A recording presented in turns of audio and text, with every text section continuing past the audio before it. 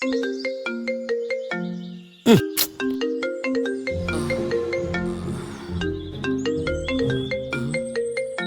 రామ్, నీకు good news రా. ఏంటి గురు? ఇప్పుడే నీ గురించి డైరెక్టర్తో మాట్లాడా. ఒక్కసారి నువ్వు ఆఫీస్కి వస్తే చాలు, మిగతాదంతా నేను చూసుకుంటా.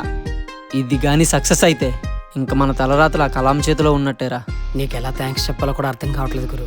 మీ అమ్మకలు నెరవేర్చాలని నీ సంకల్పం ముందు నేను చేసే సాయం ఎంతరా. ముందు నువ్వు ఆఫీస్కి వచ్చాయి. సరే గురు. రంజీ రంజీ అంజీ, ఏంట్రా? ఆఫీస్కి రమ్మని ఫోన్ వచ్చిందిరా. అవునా? అమ్మకు దూరమైన నేను సినిమాకి దగ్గర అవుతున్నా. సినిమాకి దగ్గర అవుతుంటే అమ్మకి దగ్గర అవుతున్నట్టే ఉందిరా. అన్నా చెప్పాను కదా మా ఓడే. నమస్తే అన్న. సిద్ధు నీ గురించి చెప్పాడమ్మా. నీకు అమ్మ సినిమా రెండో ఒకటేనంటగా. నీ అదృష్టం ఏంటంటే ఈ కథ కూడా అమ్మ గురించే. ఓపెన్ చేస్తే మీ అమ్మకు ఆరోగ్యం బాగోదు, ఆపరేషన్ చేస్తే కానీ బ్రతకదు, డబ్బు సంపాదించడానికి నువ్వు పట్నం వెళ్ళావు.